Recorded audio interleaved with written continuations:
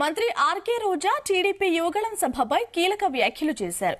నారా లోకేష్ కు ఎలాంటి ఎమోషన్స్ లేవని విమర్శించారు. తన పాదయాత్ర ఆరంభంలోనే తారకరత్న చనిపోయినా పట్టించుకోలేదన్నారు.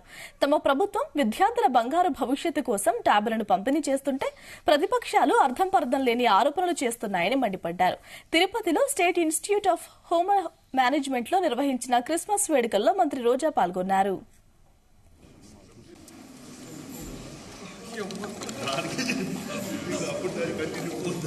They have been waiting for you by now. Connection, Christmas trees.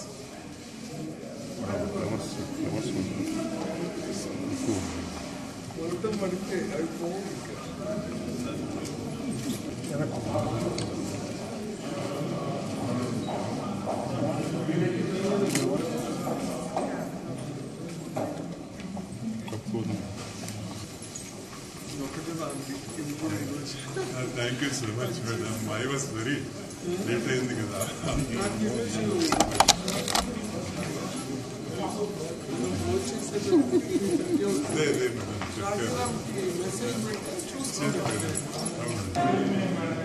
Good evening. Good evening.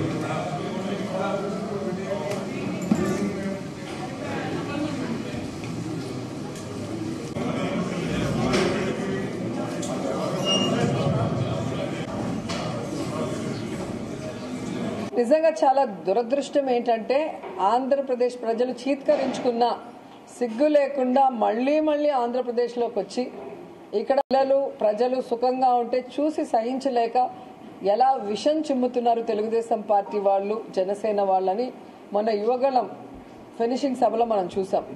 ఈరోజు పిల్లలందరూ కూడా ఈ పోటీ ప్రపంచంలో నిలదొక్కునే విధంగా బైజూస్ కంటెంట్ తో 8th క్లాస్ నుంచి ట్యాబ్స్ ఇస్తుంటే ఆ ట్యాబ్స్ లో పిల్లలు అశ్లీలమైనవన్నీ చూసి చెడిపోతున్నారు అని సిగ్గు లేకుండా దిగజారుడు రాజకీయాలు చేస్తున్నారు. ఎందుకంటే ఈరోజు పిల్లలు చక్కగా చదువుకోవాలన్న ఒక మంచి ఉద్దేశంతో జగన్మోహన్ రెడ్డి గారు ఈ బైజూస్ కంటెంట్ తో ఉన్న ట్యాబ్స్ ఏవైతే 33,000 పర్ స్టూడెంట్ కి అయినా కూడా ఇవ్వటం అనేది మనం గమనించాలి. ఇందులో సబ్జెక్ట్ తప్ప వేరే ఏమీ ఉండదు. వేరే ఏ యూట్యూబ్ లో లేదా నెట్ లో ఓపెన్ చేసి చూసేంత పరిస్థితి గవర్నమెంట్ ఇచ్చే ట్యాబ్ లో లేదు. కాబట్టి ప్రతిపక్షాలు భయపడాల్సిన అవసరం లేదు. ఇలాంటివి లోకేష్ బాగా చూస్తాడేమో, అందుకే అతనికి ఎప్పుడు కూడా ఇలాంటి ఆలోచనలు వస్తుంటాయని నాకు అనిపిస్తుంది. ఈరోజు 400 కిలోమీటర్లు నడుస్తాను, 400 రోజులు 4,000 కిలోమీటర్లు నడుస్తానని పులిని చూసి నక్క వాత పెట్టుకున్నట్టు జగనన్న పాదయాత్రను చూసి ఏదో చెయ్యాలని ప్రారంభించాడు.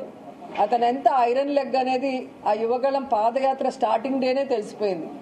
ఆయన ఇంట్లో రిలేటివ్ అయిన తారకరత్న ఆయన కళ్ల ముందరే చనిపోతుంటే కూడా పట్టించుకొని ఎమోషన్ లేని ఫెలో ఐరన్ లెగ్ అనే చెప్పొచ్చు లోకేష్ ని.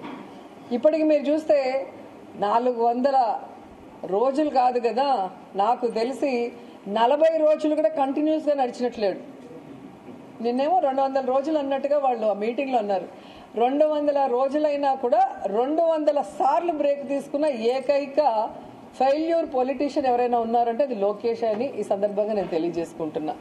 ఎందుకంటే ఆయన ఇక్కడ నడిచిన దానికన్నా హైదరాబాద్కి ఢిల్లీకి తిరిగిందే ఎక్కువగా కనిపిస్తుంది. సో పాదయాత్ర కంటిన్యూస్ గా ప్రతి ప్రాంతంలో చేసినప్పుడే అక్కడున్న అన్ని వర్గాల ప్రజల కష్ట సుఖాలు తెలుసుకునే అవకాశం ఉంటుంది. వాటికి భవిష్యత్తులో ఏం చేయాలన్న ఆలోచన చేసే అవకాశం ఉంటుంది. అసలు పాదయాత్రే ప్రజల్లో చేయకపోతే ఎక్కడి నుంచి ప్రజల సమస్యలు వీళ్ళు తెలుసుకొని ఏ విధంగా వీళ్ళు చేయబోతారు? అండ్ వీళ్ళకి నేను చెప్పేది, ఈ రాష్ట్రంలో అయితే ఏ సమస్య లేదు. జగన్మోహన్ రెడ్డి గారి పరిపాలనలో ప్రతి కుటుంబంలో ఎంతమంది వెల్ఫేర్ స్కీమ్స్ కి ఎలిజిబిలిటీ ఉంటే అందరికీ ఇస్తున్నారు. అలాగే డెవలప్మెంట్ చేస్తున్నారు. విద్యా వైద్య రంగంలో ₹1 ఖర్చు లేకుండా అన్ని పిల్లలకు అందిస్తున్నారు. కాబట్టి మీరు ఇక్కడ నడవాల్సిన అవసరం లేదు. మీరు నాన్ లోకల్ పొలిటీషియన్స్ కాబట్టి మీరు నాన్ లోకల్ అయిన హైదరాబాద్ లో పోయి కూర్చోండి అని కూడా చెప్తున్నాను. ఎందుకంటే రాబోయే ఎన్నికలు 4 కోట్ల లోకల్ ఓటర్స్ కి 4 నాన్ లోకల్స్ కి జరగబోతుంది 2024లో. ఆ 4 కోట్ల ఓటర్స్ ఆంధ్రప్రదేశ్ లో జగనన్నతో ఉన్నారు. ఆ 4 నాన్ లోకల్స్ ఎవరంటే చంద్రబాబు నాయుడు, బాలకృష్ణ, లోకేష్, పవన్ కళ్యాణ్. ఈ 4 నాన్ లోకల్ పొలిటీషియన్స్ ని తరిమి కొట్టేందుకు ఈ రాష్ట్ర ప్రజలు సిద్ధంగా ఉన్నారన్నది వాళ్ళు తెలుసుకోవాలి. నిజంగా చాలా దురదృష్టం ఏంటంటే ఆంధ్రప్రదేశ్